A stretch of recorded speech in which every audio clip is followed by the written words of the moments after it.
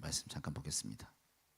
시편 42편 1절부터 11절까지 말하고 바라라. 우리 한번 제목 같이 읽어볼까요? 시작. 말하고 바라라. 우리 한 절씩 교도하겠습니다.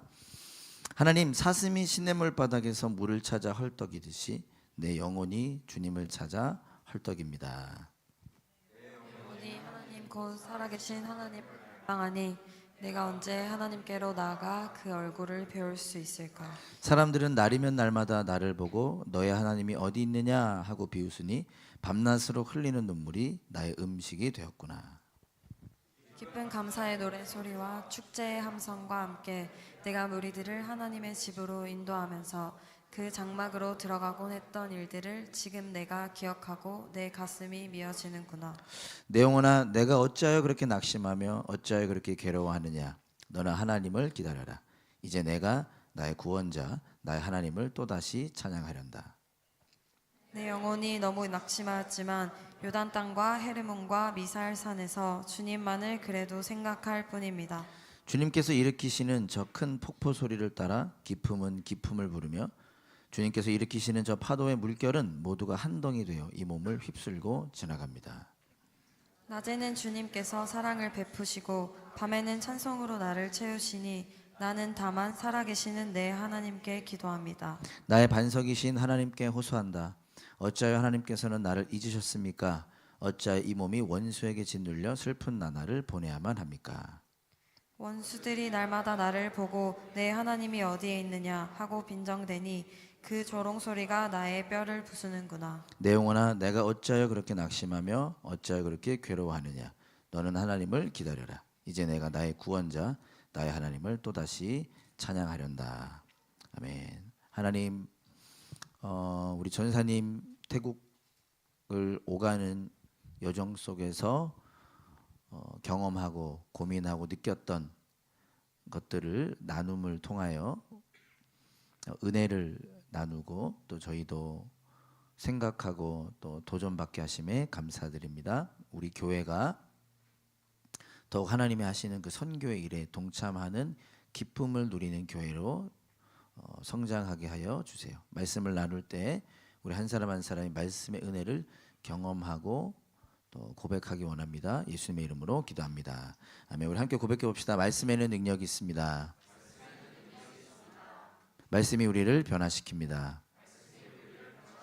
나의 마음을 말씀을 향해 열겠습니다. 아멘.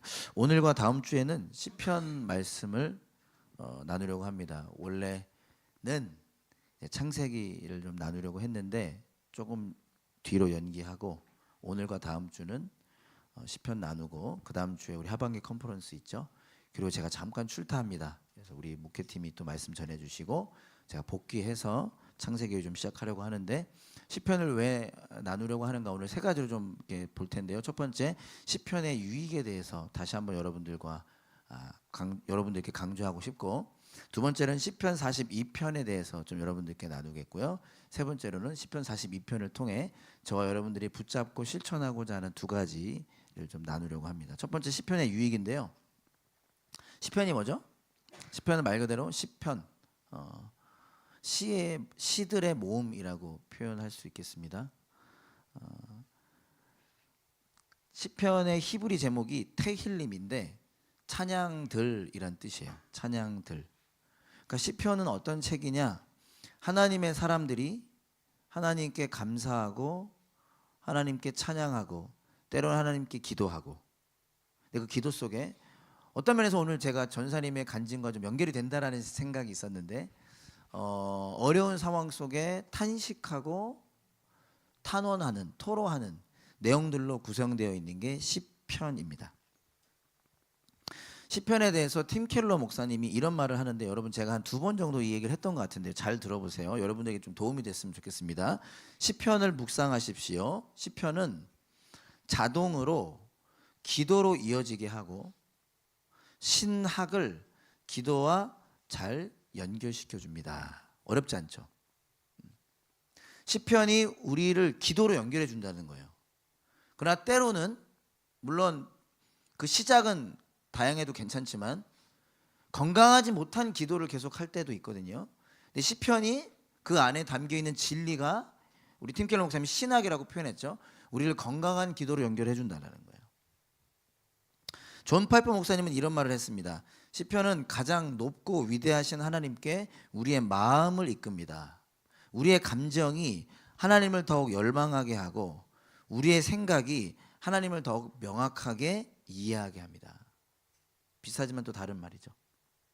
시편을 읽을 때 아까도 말했지만 시편이 때로는 기쁘고 때로는 슬프고 때로는 괴롭고 때로는 이해되지 않는 상황에서 쓴 시들인데 나의 여러 가지 감정, 오늘 나는 기쁠 수 있고 우리 전생 오늘 웃다가 또 울다가 그죠? 근데 웃을 때는 그 웃음으로 함께, 울을 때는 울음으로 함께 나의 감정이 하나님과 연결되도록 하는 게 시편이라는 거예요. 오늘부터 다시 기도라는 책을 제가 여러분께 소개했었는데 그 저자는 이렇게 말합니다. 시편을 쉽게 기도에 사용할 수 있는 이유 중 하나는 여러분이 인생에서 경험하는 모든 감정을 시편에 150편에 있거든요.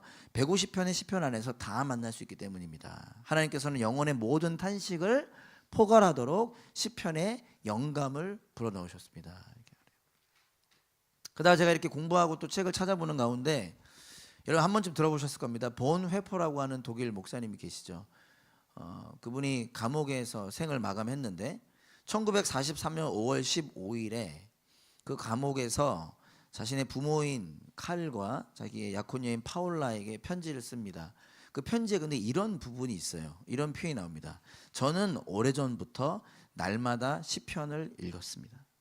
시편보다 더 가까이 하고 더 사랑하는 책은 저에게 없습니다. 근데 이게 어떤 문맥 속에서 등장하냐면요. 감옥 안에서 언제 이 삶이 끝날지를 몰라.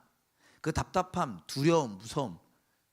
그 시간들을 어떻게 살아냈다라는 거예요? 시편을 통해서 살아냈다라는 거예요. 매일 그 시편을 읽으면서 여전히 어제도 감옥, 오늘도 감옥, 내일도 감옥. 결국 그는 감옥에서 생을 마감했는데 그 두려움의 삶의 상황 속에서 이 시편 기자를 통해 자신의 마음이 하나님께로 연결되고 어려운 시간이 끝나는 것이 아니라 기도로 이어지고 찬양으로 이어지게 하는 책이 시편이었다는 거예요. 그래서 오늘 다음 주 좀 여러분이 이미 잘 알고 계시겠지만 이 시편을 통해서 우리가 일상을 살아내 보기를 소망하는 마음으로 말씀을 나누는 건데 특별히 한 50명 정도가 각자가 성경 통독을 하고 있고 저희 함께 교회로서 또 통독하고 있는 중에 시편을 같이 읽고 있잖아요. 이 시편을 오늘 42편을 왜 정했느냐? 지난주에 읽었던 시편입니다. 뭐 여러분 기억하실지 모르겠지만 근데 저도 읽는데 참 새롭게 또 이 시편 42편이 다시 저에게 은혜가 돼서 좀 함께 나눌 텐데요. 우리 공동체가 저와 여러분들이 시편을 통해서 하나님을 더욱 찾고 하나님을 더욱 경험하는 일들이 좀 일어날 수 있기를 소망하는 것입니다. 두 번째로 시편 42편을 좀 소개해 드릴게요. 오늘 선택한 시편 42편은 여러분 아시죠? 시편은 150편까지 있는데 5개의 권으로 나누어져 있습니다. 그 중에 두 번째 권의 첫 번째 책이 시편이 42편이에요. 뭐 그렇게 중요한 건 아닐 수 있는데 성경 있는 분들 핸드폰으로 보신 분들 그 위에 보면 뭐라고 나와 있습니까? 지휘자를 따라 부르는 마스길 고라자손의 노래라고 표현되어 있어요. 지휘자를 따라 부르는 마스길. 이 마스길이라고 하는 단어가 어떤 의미인지는 정확히 알 수는 없습니다. 그런데 어원들 유추해 봤을 때 대부분 뭐라고 해석하느냐? 교훈이라는 의미로 해석을 해요. 즉 이 시는 교훈적인 시라는 거야. 교훈을 주는 시라는 거죠. 그럼 어떤 교훈을 주고 있을까요? 시편 기자는 큰 어려움 가운데 있습니다. 누가 썼는지 알 수 없고 어떤 어려움인지도 알 수 없어요. 근데 2절을 보면 제가 한번 읽어볼게요. 내 영혼이 하나님 곧 살아계신 하나님을 갈망하니 내가 언제 하나님께로 나아가 그 얼굴을 배울 수 있을까? 이거는 영혼의 고백이기도 하면서 내가 언제 하나님을 배울 수 있을까? 물리적, 신체적 거리라고도 해석을 하는데요. 확실히 우리가 시편을 통해서 이 시편을 통해서 유추할 수 있는 건 뭐냐면 어떤 어려움을 겪고 있는지는 모르지만 예루살렘에서 쫓겨나서 예루살렘을 그리워하고 있는 사람입니다. 그러면서 9절에 보면 이렇게 표현돼요. 그가 고백합니다. 두 번째 줄 보면 어찌하여 이 몸이 원수에게 짓눌려 슬픈 나날을 보내야만 합니까? 그러니까 예루살렘에 살던 사람인데 거기서 쫓겨나서 예루살렘을 그리워하는 중에 어떤 어려움을 겪고 있는 거예요? 원수에게 짓눌리고 있다. 다윗처럼 누군가에게 쫓겨서 도망을 가게 된 상황일 수도 있고, 이스라엘 전체가 바벨론의 포로로 끌려갔던 적이 있잖아요. 그렇게 포로로 끌려가게 된 상황일 수도 있겠습니다. 근데 중요한 건 뭐냐? 그런 가운데 어떤 시간을 겪고 있는가? 원수에게 짓눌리는 상황 속에서 어떤 시간을 겪냐? 하나님을 섬기는 신앙생활에 적대적인 환경에 있습니다. 말이 좀 어렵죠. 원수들이 뭘 하냐면 조롱하고 압박한다는 거예요. 괴롭힐 뿐만 아니라 비웃고 있고 조롱하고 있다는 거예요. 어떻게? 3절에 보면 이렇게 말합니다. 지금 이 사람은 쫓겨났습니다. 나라를 그리워하고 있어요. 근데 원수에게 짓눌리고 있습니다. 근데 원수들이 뭐라고 말하냐? 사람들은 날이면 날마다 나를 보고 너의 하나님 어디 있느냐 하고 비웃는다는 거예요. 그래서 밤낮으로 흘리는 눈물이 나의 음식이 되었구나. 여러분 이런 경험 혹시 있으시나요? 10절에 보면 원수들이 날마다 나를 보고 너의 하나님이 어디 있느냐 하고 빈정대니 그 조롱 소리가 나의 뼈를 부수는구나. 사람들이 이렇게 가뜩이나 힘든 상황 속에 조롱하고 비웃고 비아냥거리고 있는 겁니다. 근데 더 큰 문제는 뭐냐? 여러분 그런 경우 없어요? 저도 비웃음 당해본 적 크진 않지만 있었고 조롱 받아본 적도 있습니다. 학창시절에도 그렇고 특히 군대에서 예배드리러 매일 가면 그렇게 고참들이 비웃을 수가 없어. 근데 여러분 사실 하나님이 어디에 있느냐라는 사람들의 비웃음이 문제가 아닐 때가 많아요. 그까짓 거 전문 용어로 쌩까면 돼요. 속으로 이를 갈았지 드득드득. 그래 니네가 이기나 내가 이기나 한번 해보자. 조금만 기다려라. 내가 너희들보다 강해지. 막 이런 나쁜 생각하면서 그 비웃음이 문제가 아니에요. 근데 뭐가 문제냐? 나 스스로가 하나님이 느껴지고 고백되면 어떤 비웃음도 상관이 없는데 너무 힘들다 보니까 9절에 보면 이렇게 표현하죠. 어찌하여 하나님께서는 나를 잊으셨습니까? 지금 이 사람에게 있어서 가장 큰 문제는 쫓김 당한 것도 아니고 거기서 억눌림 당하는 것도 아니고 거기서 조롱당하고 비아냥거림 당하는 것도 아니라 시간이 흘러 자기 스스로가 하나님 나를 잊으셨습니까? 시편 기자 자신이 하나님을 느끼지 못하고 있다라는 게 가장 큰 문제라는 것이죠. 하나님 나를 잊으셨나? 하나님 뭘 하고 계시지?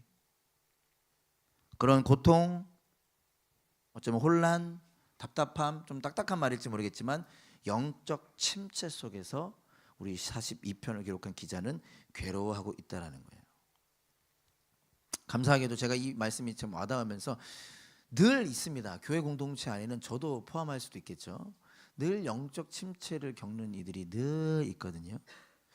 그런데 우리에게 도전이 되고 위로가 되고 소망이 되는 것은 무엇이죠? 자, 이미 알고 있지만 오늘 이 말씀 우리가 붙잡기 원하는 것입니다. 시편 기자는요, 그런 상황 속에서도 뭘 하고 있다? 하나님을 기억하려 하고 하나님을 찾으려 하고 있다라는 거예요. 어떤 상황이요? 힘들고 어려운 뿐만 아니라 나 스스로도 하나님 나를 잊으셨나라고 하는 그런 영적 침체, 혼란과 고통을 겪고 있지만 그마저도 어디서 하고 있다는 거예요? 하나님 안에서.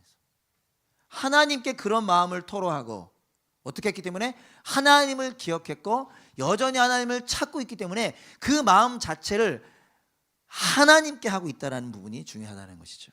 2절에 보면 그냥 제가 읽어드리겠습니다. 내가 언제 하나님께로 나아가 그 얼굴을 배울 수 있을까?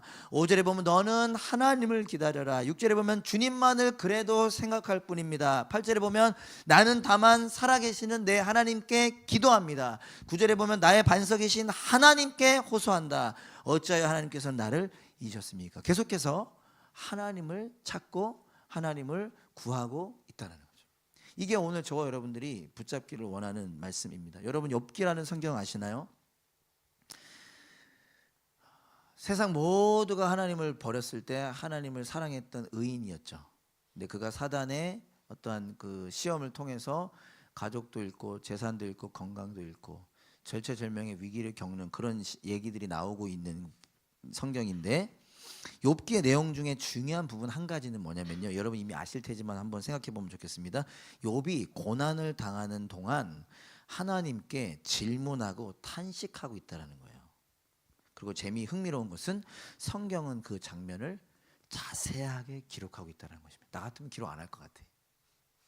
막 욥이 막 따지고, 그죠? 질문하고, 막 반문하고, 막 자기를 변호하고, 이러한 내용들을 자세하게 기록하고 있다는 거예요. 이걸 통해서 우리는 뭘 할 수 있냐? 학자들은 뭐라고 얘기하냐? 성경은 우리에게 너의 믿음이 좋다면 너는 아무렇지도 않아야 돼라고 말하지 않는다라는 거예요.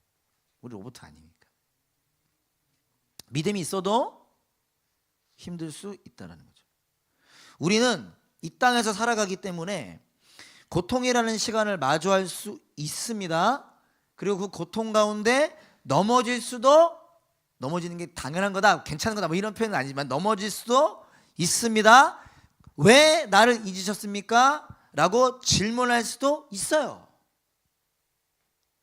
그런데 그게 끝은 아니라는 거예요. 끝이 아니길 바란다라는 거예요. 욥과 오늘 시편 42편의 기자는 거기서 멈추지도 않습니다. 우리를 어디로 인도하죠? 하나님께로 인도합니다. 그 나의 모든 고민과 나의 질문들을 하나님께 토로하고 하나님을 찾고 구하는 것으로 이끈다는 것이죠. 그래서 저와 여러분들이 시편 42편을 통해 오늘 두 가지를 기억하고 함께 한 주간 실천해 봤으면 좋겠어요. 적어도 한 주만큼. 그걸 제목으로 표현한 겁니다. 말하고 바라라. 다르게 표현해보면 첫 번째 우리가 실천하고 싶은 것은요, 나 자신에게 말하라. 우리 한번 따라해 주시겠어? 나 자신에게 말하라. 네, 우리 두 번째, 갈망하라. 다시 갈망하라. 이거를 이제 제목은 여러분은 보통 신경 안 쓰지만 좀 맞춰야 되잖아요. 그래가지고 말하고 바라라 이렇게 한 거예요. 뭐 여러분 별 관심 없겠지만 이 두 가지를 기억하고 실천해 봅시다. 오늘부터. 첫 번째 뭐라고요? 나 자신에게 말하라. 두 번째, 갈망해라. 이 두 가지입니다. 첫 번째, 나 자신에게 말하라. 시편 기자가, 지금은 말하지 마세요. 지금은 제 설교를 들으시고요. 끝나고 이제 말하세요. 시편 기자가 이렇게 고백합니다. 5절에 보면 5절과 11절이 똑같죠. 5절에 보면 내 영혼아 내가 어찌하여 그렇게 낙심하며 어찌하여 그렇게 괴로워하느냐. 너는 하나님을 기다려라. 이제 내가 나의 구원자 나의 하나님을 또다시 찬양하려 한다. 시편 기자가 무엇을 하고 있는 거죠? 이미 말씀드렸지만 지금 자기 스스로에게 말하고 있습니다. 내 영혼아, 찬수야, 제드야, 내가 어찌하여 이렇게 낙심하고 어찌하여 이렇게 괴로워하느냐. 저도 이제 이번 주 말씀을 준비해야 되니까 좋더라고요. 자주 해봤어요, 매일. 예를 들어서 이제 좀 조심스럽게 우리 어머님이 또 설교 보실 수 있어가지고 제가 이제 그렇게 안 보이죠. 어제 오랜만에 편도가 부었어요. 그래서 밤을 거의 못 자고 밤을 설쳤는데 이제 그래도 알람 맞춰놓고, 보통 알람 안 묻힙니다. 이렇게 제2라서 이렇게 바로바로 탁탁탁 일어나는데 혹시 모르니까 약을 2알 먹고, 원래 약도 하나만 먹어요. 2알 먹고 잤습니다. 그리고 알람을 맞춰놨어요. 새벽에 일어나서 다시 좀 정리를 해야 되니까. 근데 일어났는데 힘들었어요. 그러니까 조금 힘들었어요. 그러니까 몸이 편도가 부었으니까. 근데 제가 얘기했어요. 찬수야, 왜 이렇게 힘들어하냐? 주님을 바라보자. 그런 식으로 이렇게 했거든요. 왜 이렇게 낙심하고 있는지, 하나님을 바라보라고 뭐 하고 있냐면요, 자기 자신에게 말하고 있는 거예요. 나에게 명령하고 나를 설득하고 있다는 겁니다. 오해하지 마세요. 나중에도 얘기하겠지만 자기 체면을 말하는 게 아니야. 긍정의 힘을 말하는 게 아닙니다. 마틴 로이드 존스 목사님이 영적 침체라는 책에서 이런 말을 해서 제가 예전에 한번 인용한 적이 있는데 한번 들어보세요. 잘 들어보세요. 잘 들으면 이해될 겁니다. 우리가 살면서 겪는 불행 대부분은 우리 자신에게 말하는 대신 자신에게 귀 기울이기 때문에 일어난다. 아침에 눈을 뜨는 순간 당신의 머릿속을 스치는 생각들을 떠올려보라. 당신은 원하지 않았지만 그 생각들은 당신에게 말을 걸고 어제의 골치 아픈 문제들을 상기시킨다. 당신에게 말을 거는 이 사람은 누구인가? 바로 당신의 자아이다. 이제 이 사람이 시편 42편의 기자를 말하는 거예요. 처리하는 방식을 보자. 그는 자아가 말하도록 두는 대신 그가 자아에게 말하기 시작한다. 그는 자신에게 묻는다. 내 영혼아, 내가 어찌하여 낙심하느냐. 그의 영혼이 그를 낙심시키고 절망에 빠뜨렸기 때문이다. 그리하여 그는 일어나서 말한다. 자하여 내가 말할 테니 잠시 내 말에 귀를 기울여다오. 이게 너무 저한테 와닿더라고요. 여러 가지 상황 속에서 자연스럽게 나오는 생각과 말이 있죠. 물론 뭐 크고 작은 거, 저도 오늘 일어나자마자 처음 든 마음이 이게 아니었어요. 피곤하다. 목이 아프다. 힘이 없네. 괜찮을까? 그냥 처음 드는 마음이. 목사도 그럴 수 있습니다. 너무 또 저를 그렇게. 근데 어떻게 하라는 거예요? 그걸 멈추고 그런 마음이 드는 나 자신에게 말하라는 거예요. 이걸 어떤 분의 책을 인용하자면 이렇게 표현합니다. 나는 시편 42편을 가지고 말하는 거예요. 낙심하지 않았다고 속이지도 않고. 우리 이럴 때 많지 않나요? 특히 저도 목사님 괜찮으셔. 늘 괜찮다고 하지. 근데 물론 그런 예의상 하는 거고. 나는 낙심하지 않았다고 속이지도 않고, 나는 괜찮다고 자기 최면을 하지도 않고, 낙심하면 안 된다고 억압하지도 않고, 어떻게 하라는 거예요? 하나님 앞에 솔직히 나아가라는 거예요. 그리고 나 자신에게 진리를 말하라는 것입니다. 이거를 존파이 목사님 이런 표현을 하더라고요. 나 자신에게 복음으로 설교하라, 이렇게 표현하더라고요. 그러니까 제가 오늘 여러분들 앞에서 설교하잖아요. 근데 그런 제가 나 자신에게도 설교하는 것이며, 여러분 각자가 오늘 들은 말씀을 통해 혹은 성경 말씀을 통해 스스로에게 설교하라는 거예요. 복음이 나에게 말하게 하라. 한번 따라해 볼까요? 복음이 나에게 말하게 하라. 제가 지난 화요일 기도 모임 때도 얘기했습니다. 여러분, 이게 우리가 정말 좀 소망함으로 붙잡았으면 좋겠는데요. 예수님께서 여러 곳에서 말씀하셨습니다. 말씀을 나의 믿음과 결합시키는 사람이 있고, 들은 말씀을 그냥 흘려 보내는 사람이 있어. 왜 성장하지 않을까? 왜 교회들이 더 건강하게 자라나지 않을까? 이 땅에 교회들이 이렇게 많은데 왜 이렇게 어려움들, 문제들만 더 많아지는 걸까? 여러 이유가 있겠지만, 조심해서 말해야 되겠지만, 이 땅의 교인들이 저를 포함해서 듣는 말씀, 읽는 말씀을 내 믿음과 결합하지 않는 거야. 불편해도 어려워도 정직하게 주님 앞에 서서 그 말씀을 가지고 씨름하고 나아가는 훈련들이 필요한데, 그거 감추고 내 마음 내 그대로, 내 주인됨 그대로. 그렇죠? 복음이 말하게 하라라는 거예요. 어려움의 상황 속에서, 만약에 여러분들 중에 분명히 있을 겁니다. 어려움의 상황 가운데 있지 않는 분도 있을 것 같아요. 근데 여러분 아시죠?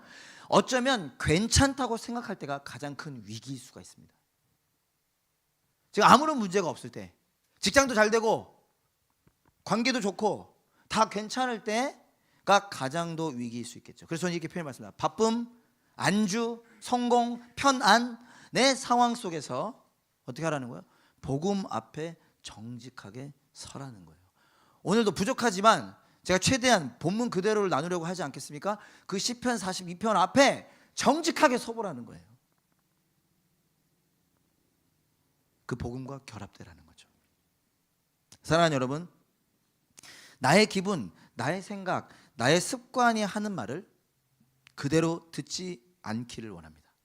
스스로를 깨우세요. 우리 몇 년, 재작년이었나? 교회 표어가 awake, arise였어요. 잠자는 자들아, 죽은 자들 가운데서 일어나라. 에베소 교회에 하신 말씀이에요. 그러니까 우리가 예수 믿는 사람들이지만 지금 졸고 있을 수 있다는 거예요.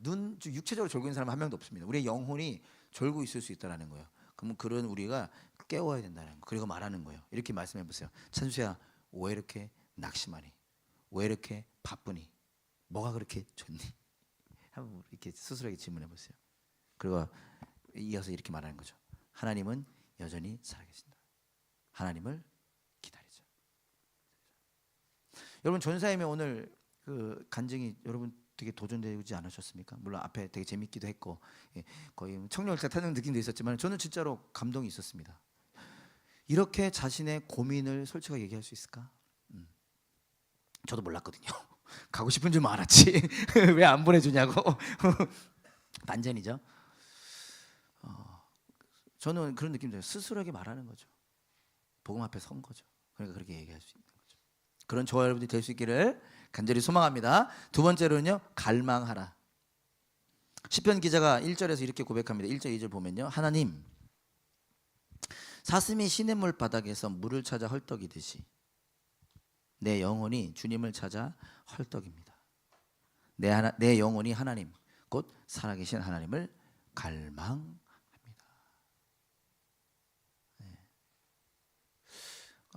여러분이 익숙한 것이 사슴이 시냇물을 찾아 헤매이듯이, 그렇죠? 세 번역은 사슴이 시냇물 바닥에서 물을 찾아 헐떡이듯이. 이게 여러분 어떤 의미죠? 하나님을 갈망하는 문제는 하나님을 필요로 하는 문제 그 이상 필요로 하는 게 아니라는 거예요. 하나님 없이는 살 수 없다. 사슴이 물 없이 살 수 있나요? 없죠. 사슴이 물 없이 살아갈 수 없듯이 우리는 하나님 없이 살아갈 수 없다는 거예요. 즉 사슴이 물 없이 살 수 없으니까 물을 찾아서 물을 향해 갈급해하는 것처럼 우리도 그렇게 사슴이 물을 갈급해하는 것처럼 갈급해하는. 우리 교회도 물 되게 좋아하잖아요. 어떤 사람은 1.5리터를 막 들고 다니더라고. 지금 쟤도 저 되게 크잖아. 막 이만한 거, 뭐 진수도 막 이만한 거 들고 다니더라고. 물을 저렇게 좋아하네. 근데 물 없이 살 수 없듯이 그 타이밍에 한번 마셔주는 거야. 센스 있네. 하나님을 우리가 그렇게 찾아야 된다라는 거예요. 존 파이퍼 목사님이 이런 말 했습니다. 이분이 되게 강한 말 하는 거 좋아하시는 분이잖아요. 자, 들어보세요. 하나님을 향한 굶주림의 가장 큰 적은 독이 아니라 애플파이다. 얘기한 적 있어요. 이해되세요? 내가 하나님을 갈급해하는 것을 가로막는 건 독이나 이런 것보다 오히려 애플파이. 미국 사람들이 애플파이 되게 자주 먹는다고 해요. 노골적으로 나쁜 것보다 어쩌면 평범하고 좋은 것들이 하나님을 향한 우리의 갈망을 막을 수 있다는 거예요. 그런 의미에서 한국, 그런 의미에서 세상에서 살기 좋은 도시 늘 꼽히는 멜번, 아까 95라 그랬나요? 95인 호주, 가장 어려운 나라일 수 있다는 생각이 들어요. 네. 여러분들도 여러분의 과거 어떠세요? 힘들 때 하나님 찾지, 그죠? 아이러니하게도 갈증이 클수록, 영적 침체가 클수록 우리는요 다른 것을 찾기가 쉽습니다. 아니세요? 너무 힘들수록 다른 걸 찾기가 쉬워요. 너무 목마를수록 다른 걸 찾기가 쉽습니다. 인정, 관계, 돈, 성공, 안정, 즐거움, 사람, 이런 것들을 찾을 수 있겠습니다. 그래서 우리는 어떻게 되냐? 우리는 우리의 영혼이 주님 없이 살아갈 수 없어서 주님을 갈망해야 되는데 갈망하지 않으려고 하는 것들이 우리 안에 있단 말이에요. 그래서 우리는 갈망하고자 노력해야 됩니다. 그래서 어떻게 되냐? 복음 앞에 서야 한다는 거예요. 아까 복음이 나에게 말하게 하기 위해서는 복음 앞에 먼저 서야 되겠죠. 복음 앞에 서야 한다는 거예요. 놀라운 것은 뭐냐면요, 복음이 우리에게 무엇을 말하고 있느냐? 하나님께서 우리의 고난 속으로, 우리의 삶 속으로 들어오셨다는 거예요. 특별히 힘든 시간을 보내고 있는 분도 오늘 이 말씀을 붙잡기를 원하는데요. 하나님, 왜 이렇게 저는 힘이 들까요? 이 힘든 상황 속에서 하나님은 어디에 계신 걸까요? 무엇을 하고 계신 걸까요? 우리의 머리로는, 우리의 생각으로 이해되지 않을지 모르지만 하나님의 답은 뭐였죠? 더 놀라운 거죠. 하나님이 그런 고난 속으로 찾아오셨다는 거예요. 우리에게로 찾아오셨다는 거죠. 요한복음 4장에서 예수께서 이렇게 말씀하십니다. 우리 다 같이 한번 읽어볼까요? 시작. 그러나 내가 주는 물을 마시는 사람은 영원히 목마르지 아니할 것이다. 내가 주는 물은 그 사람 속에서 영생에 이르게 하는 샘물이 될 것이다. 여러분 잘 아시는 말씀이죠? 이 말씀을 붙잡읍시다. 내가 주는 물을 마시는 사람은 영원히 목마르지 아니할 것이다. 믿으시나요? 영원히 목마르지 않아요. 우리 어떠함들이, 나의 자존감, 나의 결핍, 나의 열등감, 모르겠어요. 그런 모든 부분들이 주님으로 해결될 수 있습니다. 요한복음 7장에서 이렇게 말씀하십니다. 우리 목마른 사람은, 여기서부터 읽어볼까요? 다 같이 시작. 목마른 사람은 다 나에게로 와서 마셔라. 나를 믿는 사람은 성경이 말한 바와 같이 그의 배에서 생수가 강물처럼 흘러나올 것이다. 그리고 이 일을 위하여, 우리의 목마름의 문제를 해결하기 위하여 십자가를 지신 예수님께서 십자가 위에서는 이렇게 말씀하셨습니다. 제가 말씀을 준비하진 않았는데요. 예수 말씀하시 뭐라 말씀하셨어요? 목마르다. 다 이루었다. 말씀하시죠. 우리의 목마름의 문제를 해결하시기 위해서 예수님께서 목마름의 자리에 가셨죠. 그러니까 우리의 고난의 문제를 해결하기 위해서 우리의 고난 속으로 들어오신 그분이 우리의 갈증의 문제를 해결하기 위하여 본인이 갈증을 겪으심으로 우리에게 영원한 생수를 허락하셨다는 것입니다. 이 예수님의 은혜를 기억하고 이 예수님의 은혜를 더욱 갈망하는 우리 담임님과 될 수 있으면 좋겠습니다. 말씀 마치겠습니다. 아까 이 시편 위에 뭐라고 써 있었죠?